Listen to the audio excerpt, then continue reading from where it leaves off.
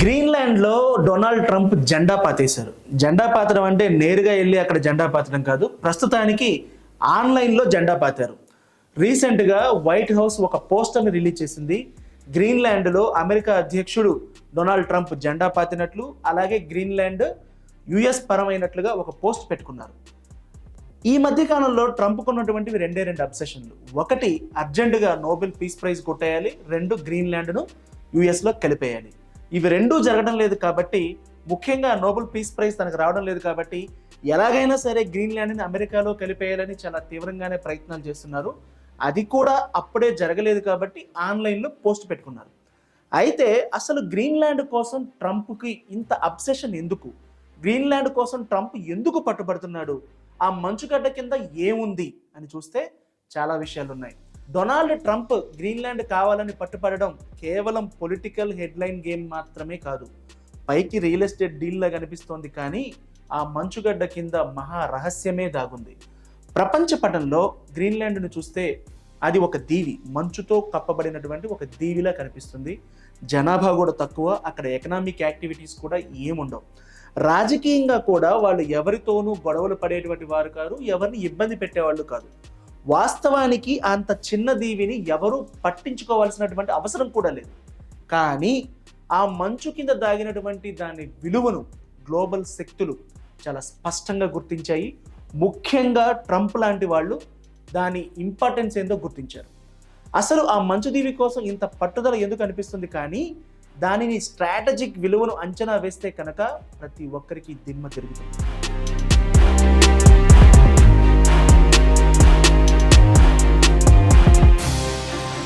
గ్రీన్లాండ్పై Trump కన్నేయడం ఇది కొత్త విషయం కాదు. ఆయన మొదటిసారి అధ్యక్షుడైనప్పుడే గ్రీన్లాండ్ కావాలని పట్టుపట్టారు. హై సెక్యూరిటీ, ఎకనామిక్ గ్రోత్, భవిష్యత్ విజన్, తన పేరు చరిత్రలో నిలిచిపోవాలనేటువంటి తపన, ఇలా చాలా అంశాలు ట్రంప్ ఎజెండాను నడిపిస్తున్నాయి. ఇది ఒక రియల్ ఎస్టేట్ డీల్లా కనిపిస్తుంది, కానీ లోపల మాత్రం చూస్తే military reach, rare earth minerals, కొత్త షిప్పింగ్ రూట్లు, చైనా, రష్యా వంటి అగ్రదేశాలతో పోటీ వంటి సీరియస్ వ్యూహాత్మక లెక్కలే చాలా దీన్ని డ్రైవ్ చేస్తూ ఉన్నాయి. గ్రీన్లాండ్ కొంటామని చెప్పినటువంటి ట్రంప్ ఇప్పుడు గ్రీన్లాండ్ను తీసేసుకుంటామని పబ్లిక్గానే చెప్తున్నారు. అంతేకాదు, ఒక అడుగు ముందుకేసి అక్కడ జెండా కూడా పాతేశారు. ట్రంప్ మొట్టమొదటిసారిగా 2019లో అధ్యక్షుడిగా ఉన్నప్పుడు గ్రీన్లాండ్ను కొనుగోలు చేయాలన్నటువంటి తన ఆలోచనలు బయటపెట్టారు. అప్పట్లో దీన్ని చాలా దేశాలు చాలా లైట్గా తీసుకున్నాయి. కొన్ని దేశాలు అయితే విచిత్రమైనటువంటి ప్రకటనగా చూసాయి. గ్రీన్లాండ్ మీద అథారిటీ ఉన్నటువంటి డెన్మార్క్ అయితే గ్రీన్లాండ్ అమ్మకానికి లేదు, మీరు కొంటే మేము అమ్మడానికి రెడీగా లేమని స్పష్టం చేసింది. అయితే మళ్ళీ అధికారంలోకి వచ్చిన తర్వాత ట్రంప్ మళ్ళీ గ్రీన్లాండ్ పాట పాడుతున్నారు. మళ్ళీ అధికారంలోకి వచ్చిన తర్వాత ఈ విషయాన్ని చాలా బలంగా తీసుకొస్తున్నారు. ఇది ఆయన కేవలం డీల్ అని చెప్పడం లేదు, ఇది అమెరికా జాతీయ భద్రతకు అత్యవసరం అనేటువంటి ఒక నెరేటివ్ని తీసుకొచ్చారు. మీరు ఇస్తే ఓకే, లేకపోతే మేమే తీసుకుంటాం అని చెబుతూ ఇండైరెక్ట్గా అవసరమైతే మిలిటరీ యాక్షన్ కూడా తీసుకుంటాం అనేటువంటి ఒక హింట్ ఇస్తున్నారు. అసలు ఆ దీవిపై ఎందుకు అమెరికా ఆధిపత్యం కావాలనుకుంటుంది? ఇప్పుడే ఎందుకు కావాలనుకుంటుంది? గ్రీన్లాండ్ చూస్తే అది వ్యూహాత్మకంగా అత్యద్భుతమైనటువంటి మిలిటరీ బేస్. భౌగోళికంగా గ్రీన్లాండ్ అనేది అమెరికా, యూరప్, ఆర్కిటిక్ సముద్రాల మధ్య కీలక గేట్వే లాగా ఉంటుంది. నార్త్ అట్లాంటిక్ నుంచి ఆర్కిటిక్లోకి వెళ్ళేటువంటి మార్గంలో GIUK అనేటువంటి ఒక గ్యాప్ ఉంటుంది. ఆ గ్యాప్ ఏంటంటే గ్రీన్లాండ్, ఐస్లాండ్, యూకే, ఈ మూడు ప్రాంతాలను కలిపేటువంటి ఒక రూట్. అది G అనే అక్షరంలాగా ఉంటుంది.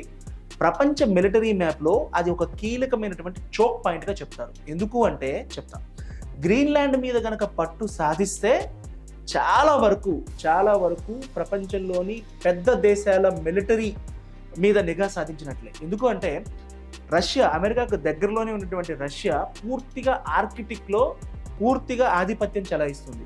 రష్యా సబ్మెరైన్లు కానీ, ఎయిర్ క్రాఫ్ట్లు కానీ ఆర్కిటిక్ నుంచి నార్త్ అట్లాంటిక్ కనుక మూవ్ అయితే కనుక వాటి మీద నిఘా పెట్టడానికి ఒక ప్లేస్ అది ఉంటే అది ఖచ్చితంగా అది గ్రీన్లాండే. అక్కడి నుంచి కనుక చూస్తే మొత్తం రష్యన్ మిలిటరీ అంతా కూడా, అంటే ఆర్కిటిక్లో ఉన్నటువంటి రష్యన్ మిలిటరీ అంతా కూడా అమెరికా రాడార్లోకి వస్తుంది. ఇది అట్లాంటిక్లో radar, missile defence, surveillance coverage మరింత లోతుగా విస్తరించేటువంటి అవకాశం ఉంటుంది. మిలిటరీ బేస్లు, యుద్ధ నౌకలకు నిలయమైనటువంటి ఆర్కిటిక్ పై అమెరికాకు పూర్తి పట్టు చుక్కుతుంది. ఇప్పటి వరకు రష్యాకు మాత్రమే దానిపైన పట్టుంది. గ్రీన్లాండ్ కనుక వారి సొంతమైతే ఆర్కిటిక్ పై కూడా అమెరికాకు పట్టు చుక్కుతుంది. ఇప్పటికే అక్కడ అమెరికాకు సంబంధించినటువంటి బేస్ ఉంది, ఎప్పటి నుంచో ఉంది. రెండవ ప్రపంచ యుద్ధం నుంచి కూడా గ్రీన్లాండ్లో అమెరికాకు సంబంధించినటువంటి ఒక బేస్, టూల్ బేస్ అంటారు దాన్ని, ఎయిర్ బేస్, దాన్ని ఇప్పుడు పేరు మార్చారు. అయితే అమెరికా స్పేస్ ఫోర్స్లో అది ఒక కీలకమైనటువంటి కేంద్రం, గ్రీన్లో ఉన్నటువంటి కీలకమైనటువంటి కేంద్రం. రష్యా వైపు నుంచి వచ్చేటువంటి మిసైల్స్ కానీ లేకపోతే సబ్మెరైన్స్ కానీ వాటన్నింటినీ గుర్తించేటువంటి ఎర్లీ వార్నింగ్ సిస్టమ్, ఆ స్పేస్ ట్రాకింగ్ నెట్వర్క్ అంతా కూడా అక్కడే ఉంది. అదే గ్రీన్లాండ్ కనుక చేతికి వస్తే ఎలాగూ అక్కడ ఉండేటువంటి ప్రభుత్వాలు, గ్రీన్లాండ్ని మెయింటైన్ చేస్తున్నటువంటి డెన్మార్క్, ఇవన్నీ కూడా అమెరికాకు ఫ్రెండ్లీ కంట్రీసే. వాళ్ళ సాయంతో తన మిలిటరీ బేస్ని అక్కడ మరింత విస్తరించవచ్చు అనేది ట్రంప్ ఆలోచన. అంతేకాదు ఇంకొక ముఖ్యమైనటువంటి విషయం ఏంటంటే, అమెరికాని ఎక్కువగా ఆందోళనకు గురి చేస్తున్నటువంటి విషయం చైనా. అవును, చైనా అక్కడ వేలు పెడుతోంది. రష్యా అనేది ఎప్పటి నుంచో ఆర్కిటిక్లో ఉంది, కానీ చైనా అక్కడికి వెళ్ళడం అనేది కొత్త విషయం. తనను తాను నియర్ ఆర్కిటిక్ స్టేట్ అని ప్రకటించుకొని చైనా కూడా అక్కడికి వెళ్ళి మైనింగ్లు కానీ లేకపోతే ఎయిర్పోర్ట్ ఇన్ఫ్రా ప్రాజెక్టుల్లో గ్రీన్లాండ్లో అడుగు పెట్టడానికి ప్రయత్నించింది. ముఖ్యంగా రేర్ ఎర్త్ మినరల్స్పై చైనా అనేది కన్నేసింది. ఇప్పటికే రష్యా తన మిలిటరీ బేస్ను ఆర్కిటిక్లో యాక్టివేట్ చేస్తూ అక్కడ ఐస్ బ్రేకర్లు కానీ లేకపోతే ఎయిర్ డిఫెన్స్ సిస్టమ్ కానీ సబ్మరీన్ ఫ్లీట్ని కానీ విస్తరిస్తుంది. వీటితో పాటు ఇప్పుడు చైనా కూడా అక్కడ అడుగు పెట్టడం అనేది అమెరికాని ఖచ్చితంగా కూడా హీట్ పుట్టించింది. ఖచ్చితంగా గ్రీన్లాండ్లో వాళ్ళ పట్టు సాధించాలనేటువంటి ఒక ఎజెండాకు రూపకల్పన చేసింది. ఎందుకంటే గ్రీన్లాండ్లో ట్రంప్కు ఉన్నటువంటి ఒకే ఒకటి, ట్రంప్ పాయింట్ ఆఫ్ వ్యూ చూస్తే అక్కడ చైనా ప్రభావం అనేది ఉండకూడదు, రష్యా ఆధిపత్యం అనేది పెరగకూడదు. ఇది వాళ్ళ ఎజెండా. అందుకే ట్రంప్ బహిరంగంగానే చెప్తున్నారు, గ్రీన్లాండ్ చుట్టూ రష్యా చైనా షిప్స్ తిరుగుతున్నాయి, దాన్ని మీరు ఎలాగో కాపాడలేరు, మేము మాత్రమే కాపాడతాం. కాబట్టి నేషనల్ సెక్యూరిటీ, అమెరికా నేషనల్ సెక్యూరిటీకి అది చాలా కీలకం అంటూ గగ్గోలు పెడుతున్నారు. గ్రీన్లాండ్పై పట్టు సాధించకపోతే ఆర్కిటిక్లో ప్రత్యర్థులు ఆధిపత్యం సంపాదిస్తారు అనేది అమెరికా చేస్తున్నటువంటి వాదన. ఇవే కాదు, కేవలం మిలిటరీయే కాదు, గ్రీన్లాండ్ అనేది ఒక హిడెన్ ట్రెజర్ అనుకోవచ్చు అనమాట. ఆర్థిక కోణంలో చూస్తే గ్రీన్లాండ్ అసలైనటువంటి బంగారు గని. ముఖ్యంగా ఆ మంచు ఫలకాల కింద భారీగా రేర్ ఎర్త్ మినరల్స్ అంటే యురేనియం కానీ ఇతర ఖనిజాలు, కీలకమైనటువంటి ఖనిజాలు నిల్వనున్నట్లు అంచనా. ఇప్పుడు మనం వాడేటువంటి స్మార్ట్ ఫోన్లు కానీ లేకపోతే ఎలక్ట్రిక్ కారులో వాడుతున్న బ్యాటరీలు కానీ లేకపోతే విండ్ టర్బైన్లు కానీ మిలిటరీ ఎలక్ట్రానిక్స్ కానీ వీటన్నింటికి కూడా అసలు ఆధునిక ప్రపంచం మొత్తం కూడా ఈ రేర్ ఎర్త్ మినరల్స్ పైనే ఆధారపడి ఉంది. ఈ సప్లై చైన్లో చైనా అనేది ఇప్పుడు టాప్ లీడర్. రేర్ ఎర్త్ మినరల్స్లో చైనా అనేది టాప్ లీడర్. ఇక గ్రీన్లాండ్ కూడా వాళ్ళ చేతికి వచ్చేస్తే ఇక చైనాని ఆపే వాళ్ళు ఎవ్వరూ ఉండరు. ఇందులో చైనా ఆధిపత్యానికి గండి కొట్టాలి అంటే గ్రీన్లాండ్లో వాళ్లకు అడ్డుకట్ట వేయాలి. అందుకనే ఎకనామిక్ సెక్యూరిటీ నెరేటివ్లో కూడా గ్రీన్లాండ్ అనేది చాలా చాలా ఇంపార్టెంట్ విషయంగా ట్రంప్ చూస్తున్నారు. ఇక అస్సలైన గేమ్ చేంజర్ ఇంకోటి ఉంది. అది ఇప్పటికెప్పుడు సంబంధించింది కాదు, ఇది ఒక ఫ్యూచరిస్టిక్ థాట్, అలాగే ఒక ఫ్యూచర్ విజన్ అనుకోవచ్చు. ఆల్రెడీ ప్రపంచవ్యాప్తంగా వాతావరణంలో మార్పులు జరుగుతూ ఉన్నాయి. ముఖ్యంగా చాలామంది అనుకునేది ఏంటంటే ఆర్కిటిక్లో ఉన్నటువంటి అంటే నార్త్ పోల్ దగ్గర ఉన్నటువంటి మంచు క్రమక్రమంగా కరుగుతూ ఉంది.